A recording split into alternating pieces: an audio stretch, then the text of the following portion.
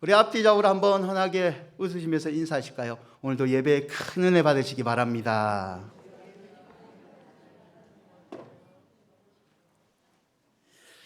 도로 사이를 마주 보고 이 닭갈비 집이 있었어요. 닭갈비 골목이었는데요. 이 두 집 둘 다 장사가 잘 됐습니다. 장사가 잘 됐는데 두 집에는 묘한 라이벌 의식이 있었는가 봐요. 그러던 어느 날 이 집 중에서 한 집이 원조 닭갈비라고 간판을 크게 현란하게 바꿔버리는 겁니다. 간판의 효과인지 손님이 더 많이 오는 거예요. 너무 재밌는 거예요. 그러자 맞은편 식당에서 다음날 진짜 원조 닭갈비 간판을 바꿔버립니다. 이 커다란 글씨로 더 현란하게 간판을 바꿨죠.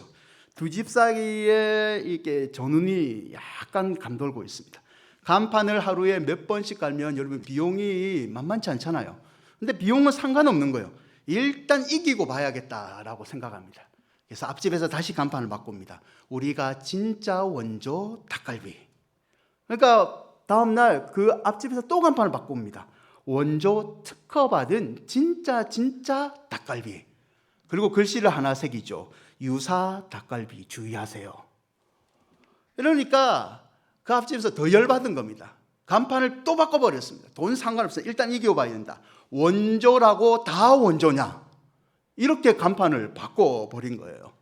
이제는 주인이고 종업원이고 상관없이 무조건 열내면서 싸우는 겁니다. 손님이 오면 안녕하세요, 맛있게 드세요 라기보다는 앞집 욕하기가 바빴습니다. 여러분, 싸움 구경 중에서 제일 재밌는 게 불구경하고 사람 싸움 구경이라면서요. 근데 그것도 한계가 있지. 손님들이 매 들어가면서 밥 먹는데 다른 집 욕하는 소리만 들어보세요. 그 집 가고 싶겠습니까?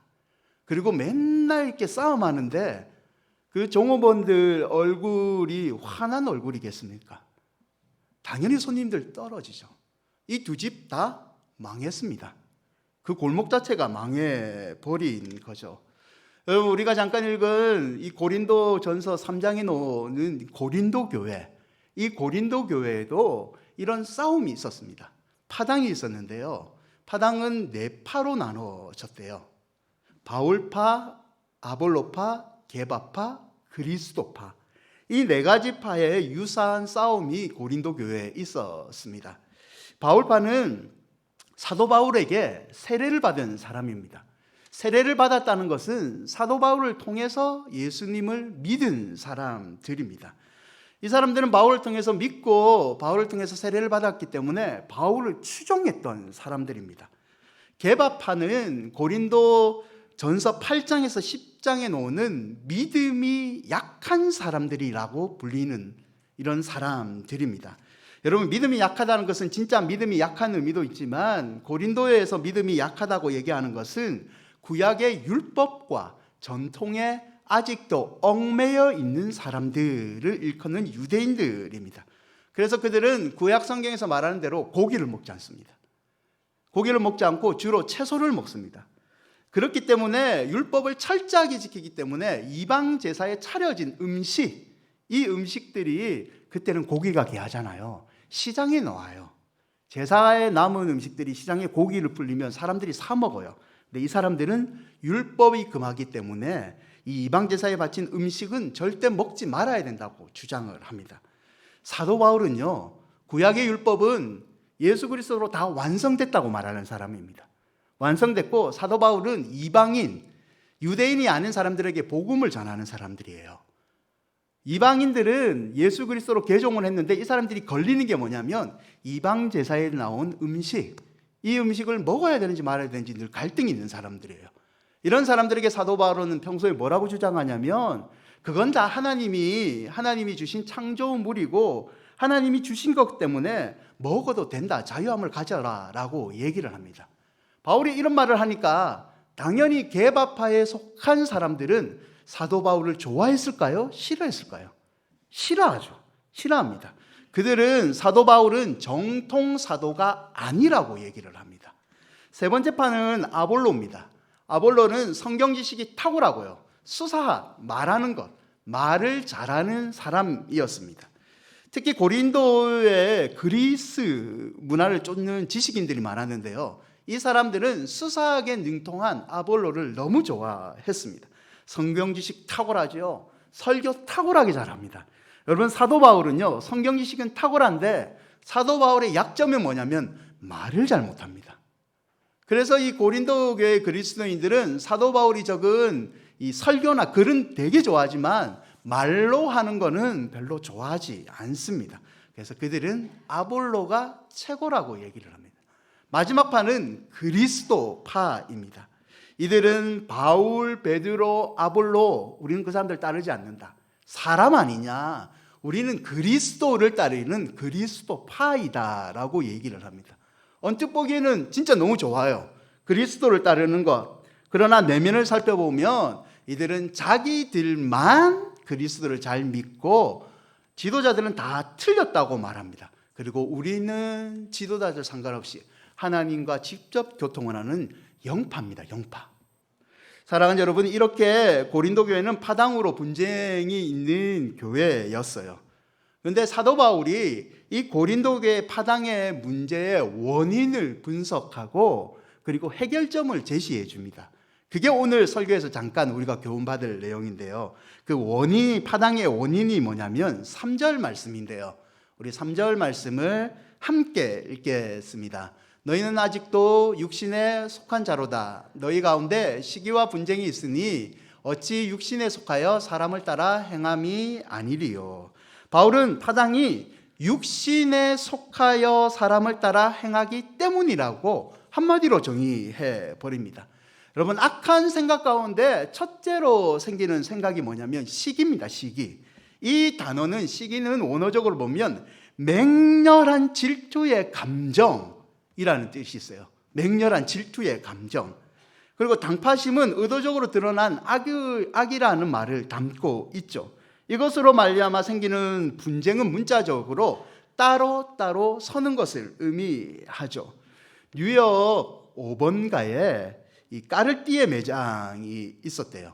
그리고 60캘럿짜리 명품 다이아몬드를 우리가 전시하겠다고 광고가 난 적이 있답니다. 당시에 까르띠에가 브랜드 가치를 더 높이기 위해서 69캘럿, 나는 상상도 안 가요. 이런 걸 본 적이 없어가지고 발음도 안 되죠. 이런 다이아몬드를 보기 위해서 수많은 사람들이 구경을 왔답니다. 이 다이아몬드를 지키고 있던 경비원이 다이아몬드를 구경한 사람들은 몇 분류가 있지만 다 한 마음을 가지고 있다라고 얘기를 했대요. 이 사람들이 주로 하는 대부분의 이야기가 공통게 뭐냐면, 경비원에 의하면 비난이었다고 합니다. 어떤 사람은 이런 말을 한대요. 이 쓸데없이 다이아몬드가 크기만 하다. 도둑이 훔쳐가면 어떡해? 다른 사람은 이렇게 얘기한답니다. 내가 다이아몬드를 자세히 살펴봤는데 요 다이아몬드에 사람들은 모르지만 흠집이 나 있다. 또 어떤 사람은 이렇게 얘기합니다. 요거 진짜 아니고 가짜다. 또 어떤 사람은 자기는 안 본 것처럼 이렇게 두리번거리더만 다이아몬드를 구경하고 가는 사람이 있었다고 합니다. 여러분, 재밌는 거는요, 이런 비난했던 사람들이 차고 있었던 장신구하고 명품이라고 얘기했던 이런 다이아들이 전부 가짜였다는 겁니다. 가짜였다는 거죠. 사랑하는 여러분, 저도 그런데요. 저도 가끔 그런데요. 사람들은 자기가 가질 수 없는 것을 가진 사람, 그리고 이룰 수 없는 것에 대해서, 가진 사람에 대해서 이 박수를 쳐줘야 되는데, 막연한 동경과 이 존경하는 마음속에 있지만 말로 표현할 때 비난을 많이 합니다. 저도 그런 점을 하나님 앞에서 자주 해결을 하죠. 사람에 따라 행함은 하나님의 원리가 아니고 사람들의 인도를 받는 사람의 원리이죠. 그래서 오늘 본문 3절과 4절에 사도 바울은 이런 사람들을 지칭할 때 이렇게 얘기합니다. 3절에서는 육신에 속한 사람, 그리고 4절에서는 이런 사람들을 육의 사람이라고 정의를 하죠. 사도 바울은 고린도 교회 파당의 문제는 사람들의 문제가 아니라 그 사람들이 따르고 있는 원리, 하나님이 아닌 육신의 원리를 따르고 있기 때문에 문제이다라고 정의를 하고 있습니다. 여러분은 어떤가요? 여러분은 어떤가요? 저는 이 설교를 준비하면서 한 주 내내 제 자신의 삶을 조금 많이 점검했습니다. 목사라고 말하지만 과연 나는 유교 원리를, 때로는 하나님의 말씀이라고 가정하에 유교 원리를 따르고 있지 않은가? 여러분도 한번 점검해 보십시오. 굳이 여러분이 속해 있는 교회 공동체를 말하는 건 아닙니다. 여러분의 가정, 여러분이 속해 있는 회사 공동체에서 우리가 매진하고 있을 때 우리를 매진하고 있는 그 작동 원리가 과연 하나님의 원리인지 아니면 사람의 원리가 작용되고 있는지 잘 구분이 안 될 때는 이렇게 점검하면 됩니다. 어떤 일이 터졌는데 그 일에 관해서 내 마음에 축하와 기쁨이 넘치는지, 하나님과 그 사람들을 진정으로 감사하며 축하해 주고 있는지, 아니면 뭐라 정확하게 모르겠지만 내 마음에 쓸쓸함이 있고 허전함이 있고 부럽고 질투하고 비난의 마음이 생기지는 않는지. 제가 몇 년 전에 전도폭발 세미나를 간 적이 있어요. 이 전도폭발 세미나를 세문안 교회에서 했는데요. 이 숙소를 무조건 숙소 생활을 해야 돼요. 서울에 살든 안 살든. 그래서 영등포 구청에 있는 서울시 무슨 유스 호스텔이 있어요. 거기서 다 같이 4인 1조로 방을 쓴 적이 있습니다. 그래서 매일 저녁마다 외우고 그 다음날 시험 치고 이런 거기 때문에 사실 교제할 시간이 없었습니다. 마지막 날 저녁에 그래도 4명이서 전국 각지에서 모였는데 여수에서 오신 분도 있고 전주에서 오신 분도 있고 부산에서 오신 분도 있어가지고 같이 그래도 치킨이라도 좀 먹자라고 시간을 조금 가진 적이 있어요. 먹으면서 뭐 훈련도 하고 각자 교회도 얘기를 하고 기도도 했죠. 우리 연락도 하자라고 하지만 연락은 안 하죠. 그렇게 전화번호 교환도 하고 그렇게 했습니다. 여러분, 그런 모임의 시간이 끝났는데 제 마음에 조금 좀 불편한 마음이 생기는 거예요. 왜 불편했을까요? 왜 불편했을까요?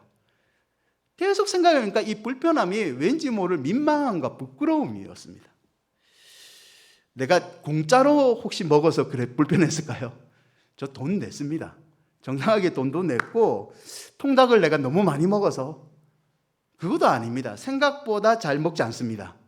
그것도 아니었고, 그럼 다른 사역자들에 비해서 내가 너무 사역을 못했다고 그것도 아니었습니다. 제가 불편했던 거는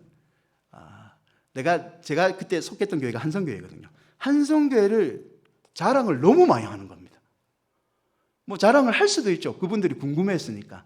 근데 자랑을 하는데 가만히 생각해 보니까 한성교회가 건강한 건데 한성교회에 속해 있는 내가 그만큼 너희들보다 잘난 사람이야 라고 이렇게 말하고 있는 겁니다. 그런 모습이 생각나니까 부끄러운 거죠. 내가 잘나서가 아니고 하나님께서 지금까지 인도하셨고 건강교회에서 사역하게 한 건데 마치 그 사람들한테 나는 너희들보다 더 잘난 사람이야, 이런 교회에 나는 속해 있었어 라고 잘난 체를 한 내 모습에 내가 부끄러웠던 거죠. 사랑하는 여러분, 아볼로파, 바울파, 게바파, 그리스파라고 말하는 사람들은 나름 신앙이 성숙한 사람들입니다. 신앙이 자랐던 사람들이죠. 저와 여러분은 삶과 관계 속에서 하나님 앞에서 이렇게 신학의 성숙이라는 측면에서 우리는 당당하게 설 수 있습니까? 원하건대 우리 큰은혜 교회 모든 성도들이 하나님의 원리를 따라 하나님 앞에서 당당한 신앙생활을 하시기를 주의 이름으로 축원드립니다.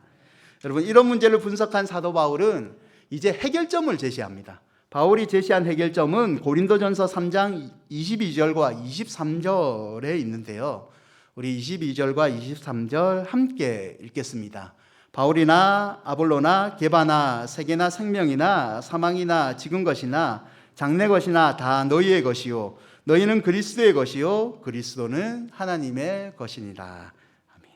바울이 제시한 분쟁의 해결점은 우리와 우리 삶의 주인이 하나님이라는 겁니다. 여러분, 6절에 이런 말씀이 있어요. 나는 심었고 아볼로는 물을 주었으되 오직 하나님께서 자라게 하셨나니. 자, 여기서 보시면 주어들이 있어요. 나, 아볼로, 하나님.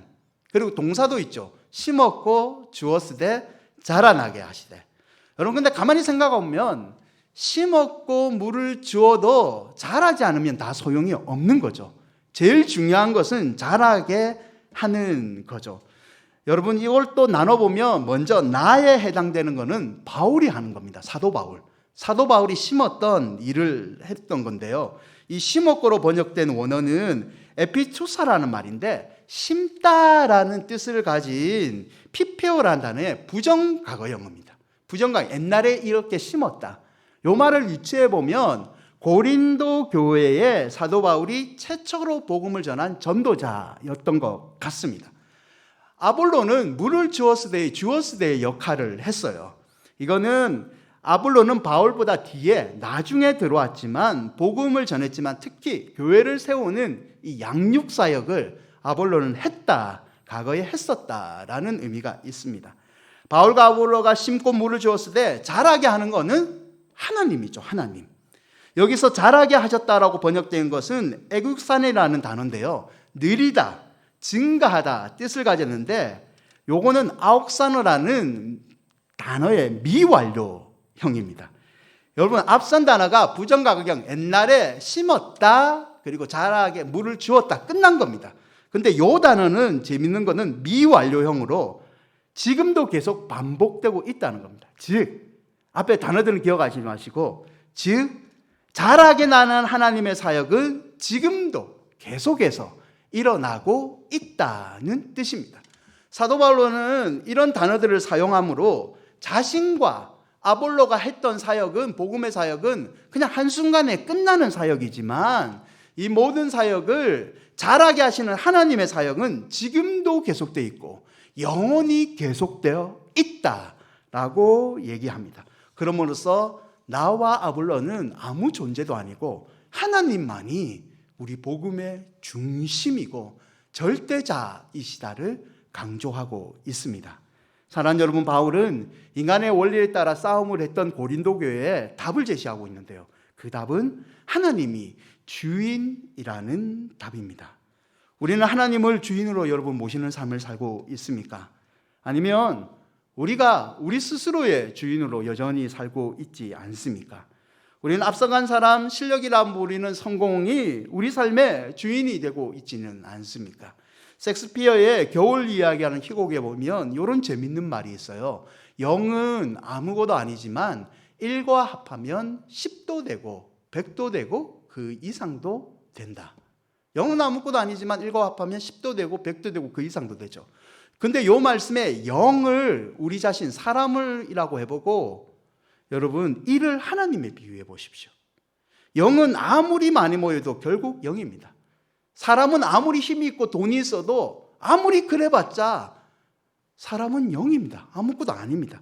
그런데 이런 사람이 1이라는 하나님을 만나면 100도 되고 1000도 되고 만도 되고 뛰어난 위대한 인물이 될 수 있다는 겁니다. 그러므로 우리 삶의 주인이 하나님이라는 것을 여러분 위로받으시기를 바랍니다. 우리 큰의교회 모든 성도들이 전능하신 하나님을 만나서 능치 못한 일을 경험하시는 위대한 하나님의 사람이 되시기를 축원드립니다. 여러분, 누가복음에 어리석은 부자의 비유가 나와요. 부자는 풍년에 기뻐 자신에게 이렇게 얘기하죠. 내가 곡간을 헐고서 더 크게 짓고 내 곡식과 모든 물건들 더 쌓여질 자, 내 영혼한테 말했다. 너 열흘 동안 수고했다. 이제는 먹고 마시고 즐겨라. 여러분, 재정철학의 사원은 요즘 세상에서 보면 이 투자자, 컨설팅자 사람들의 입장에서 보면 이 사람 되게 탁월한 사람입니다. 수입도 많죠. 집도 마련했죠. 노후에 빌딩도 샀죠. 연금 다 들어놨죠. 그런데 성경에서 지혜롭다고 말하는 이 사람을 관해서 예수님은 성경에서 어리석다라고 얘기를 합니다. 왜입니까? 답은 부자의 독백에 있습니다. 부자의 독백을 다시 보실까요? 한번 다시 띄워주세요. 부자의 독백을 보시면 이 말에 유독 나라는 말이 너무 많습니다. 나. 원문에서 강조하고 있는 이 나를 반영해서 번역하는 게 이렇습니다. 내가 이렇게 해야겠다. 내가 내 곡식을 헐고 더 크게 짓고 내 곡식과 물건들을 내가 다 거기에 쌓아두겠다. 그리고 내 영혼에게 하나님이 아니고 내가 말하겠다. 영혼아, 여러 해 동안 쓸 물건을 많이 쌓아두었으니 너는 마음 놓고 먹고 마시고 즐기라. 부자의 생각에는 자기와 자기 가족밖에 없습니다. 자기의 물건을 사용한 데 있어서 하나님도 없고요, 이웃에게 관심도 없습니다. 그냥 자기가 얻은 물질은 모두 내가 잘해서 얻은 거라고 오해를 하고 있죠. 그리고 자기 자신에 대한 확신이 있죠. 나는 그토록 확신을 가진 사람이기 때문에 넓은 토지 가졌다, 풍작했다, 재물 많이 쌓았다 라고 얘기했죠. 그런데 자기가 그렇게 노력했던 이 재물과 풍족이 어느 순간 부자의 눈을 가려버렸습니다. 하나님을 보지 못하게 그의 영안을 가려버린 거죠. 사랑하는 여러분, 자신이 모든 것을 통제할 수 있다고 말하는 이 부자에게 하나님이 뭐라고 하십니까? 어리석은 사람아, 어리석은 사람아, 오늘 밤에 네 영혼을 내가 가지고 가면 어떻게 되겠느냐? 여러분, 부자는 사실 진작에 알았어야 됐습니다. 자신이 통제할 수 있는 모든 능력이 실은 참된 통제자이신 하나님께 왔다는 것을 부자는 진작에 알았어야 됐어요. 한순간에 손을 들고 떠날 수밖에 없는 연약한 존재가 사람이었다는 것을 부자는 진작에 알았어야 했죠. 그러나 그는 모든 것을 망각하고 자신이 모든 것을 이뤘다고 생각하고 물질만 보는 그런 착각에 빠졌다는 거죠. 사랑하는 여러분, 이 예수님의 말씀은 2000년 전이나 지금이나 엄연한 현실입니다. 오늘날 저에게도 해당되는 말씀이고요, 여러분에게도 해당된다는 거죠. 때로 우리는 어리석은 부자처럼 자신의 능력으로 모든 것을 통제할 수 있다고 자신합니다. 하나님이 허락하며 않으면 모든 것을 할 수 없는데도 우리는 내 인생은 내가 할 수 있다라고 얘기합니다. 여러분, 착각하지 마십시오. 내가 하는 것 같지만 결국 하나님이 도와주시는 겁니다. 하나님께서 다스리시는 거죠. 내가 누구인지 알고 누가 우리 삶의 주인인지 우리는 잊지 말아야 됩니다. 내가 아니라 하나님이 다스린다는 사실을 알면 여러분, 우리는 달리 살 수 있습니다. 겸손할 수 있죠. 또한요, 우리가 절망이라고 느끼는, 포기라고 느끼는 그 순간에도 하나님이 우리 삶의 주인이기 때문에 언젠가는 우리는 그 절망의 터널을 이겨낼 줄 믿습니다. 사랑하는 여러분, 이 시간, 오늘 이 예배 때 우리 자신의 모습을 한번 돌아봅시다. 하나님 앞에서 다시 한번 하나님이 우리 삶의 주인입니다라는 믿음의 고백을 합시다. 이렇게 몸부림치는 사람에게 하나님이 안전한 미래를 보장해 주실 줄 믿습니다. 사랑하는 여러분, 주님 보시기에, 하나님 보시기에 지혜로운 사람들이 되십시오. 세상의 기준에 부유하지 마시고 하나님 보시기에 부유한 사람이 되시기를 바랍니다. 예수 그리스도를 주님으로 영접하여 진정한 통치자인 하나님을 만나면 여러분 다 그렇게 됩니다. 그래서 우리는 예배에 사모하는 마음을 가지고 기도로서 삶을 이겨내야 되는 거죠. 말씀을 맺겠습니다. 첫째, 인생의 성패는 하나님과의 관계에서 결정됩니다. 여러분, 인생의 성패는 하나님과의 관계에서 결정된다는 것을 잊지 마십시오. 둘째, 하나님을 주인으로 모시고 사는 진정한 하나님의 종이 되시기를 바랍니다. 하나님을 주인으로 모시고 사는 진정한 하나님의 종이 되십시오. 종은 나쁜 거 아닙니다. 종은 약한 거 아닙니다. 하나님의 종은 하나님께서 책임져 주는 사람입니다. 여러분, 저번 주 금요일 날 우리 고3들이 있어요. 고3들 몇 명을 청년회장과 같이 신방을 했어요. 신방을 해도 애들하고 말이 안 통하는 아재잖아요, 아재. 그래서 애들이 좋아할까 싶어서 고기 사주고요. 근데 전략은 실패했던 것 같아요. 그 집 고기가 너무 맛이 없어가지고. 어쨌든 밥 사주고 애들한테 뭐 얘기 들어보고 어떻게 뭐 학교를 어디 가느냐, 뭐 이후에 뭐 뭘 할 거냐 이런 얘기 들어주고 그냥 커피 한 잔 마셔주고 기도하고 헤어지죠. 뭐 그렇게 해야죠. 더 이상 뭐 제가 뭐 사실 어떻게 해야 되는지도 모르고 요즘 그거 아시죠? 부모님들 너무 불쌍합니다. 저도 앞으로 그 부모가 돼야 되는데 이 전략을 잘 세워야 돼요. 너무 복잡하더라고요, 뭐가. 그래서 그냥 얘기만 들어주고 헤어졌는데 그날 저녁에 제 마음 가운데는 이런 기도를 했습니다. 하나님, 나는 저 친구들이 아니기 때문에 대신 시험을 쳐줄 수는 없습니다. 그러나 우리 하나님은 저 아이들의 앞길을 열어줄 수 있습니다. 명절 전에 우리 자영업 하시는 몇 분들을 신방을 했죠. 뭐 제가 가서 그냥 같이 뭐 차 한잔 마시고, 그게 답니다. 목사 가서 하는 게 뭐 있어요? 그냥 얘기 들어주고 차 한잔 마시고 그리고 기도해주고 오는 거죠. 그때도 마찬가지입니다. 너무 힘들죠. 뭐 힘들다고 제가 어떻게 해줄 수는 없잖아요. 제가 진짜 뭐 죄송합니다, 복권이라도 당첨돼가지고 이 물건을 사주고 싶은데 또 그러지도 못하잖아요. 그날도 이제 신방을 하는 그날 돌아오면서 이제 그 가정을 위해서 기도하죠. 하나님, 저는 할 수 있는 게 없습니다. 그러나 우리 하나님은 이 어려운 상황을 이겨내게 하실 줄 믿습니다. 사랑하는 여러분, 하나님밖에 없습니다. 하나님밖에 없습니다. 이 믿음을 여러분 잃지 마십시오. 잃지 않고 끝까지 기도하면 반드시 하나님께서 역전의 은혜를 주실 줄 믿습니다. 저를 한번 따라 하시죠. 기도는 내 삶에 하나님의 개입을 요청하는 것이다. 여러분, 기도는 내 삶에 하나님의 개입을 요청하는 겁니다. 하나님, 나는 할 수 없습니다. 나는 더 이상 할 수 없습니다. 하나님, 내 아이들 내가 어떻게 할 수 없습니다. 하나님, 제발 도와주십시오. 도와주십시오 라고 외치는 게 기도입니다. 우리가 간절히 외치고 외칠 때마다 하나님께서 즉시 개입하셔서 우리의 삶을 변화시켜주고 우리 마음에 평안과 위로를 주실 줄 믿습니다. 아무쪼록 진정한 인생의 통치자이신 하나님을 의지하고 겸손히 그분을 따라가는 성도의 길을 여러분 걸으시기를 바랍니다. 먼 훗날 우리 큰은혜 교회 모든 성도들이 하나님 앞에 섰을 때 어리석은 자여, 어리석은 자여, 어리석은 자여는 말을 듣지 않고, 이런 하나님의 한숨을 듣지 않고 착하고 충성된 큰은혜 교회 성도들아, 잘 왔다, 이제 나와 함께 쉼을 누리자는 칭찬을 들으시기를 주의 이름으로 축원드립니다.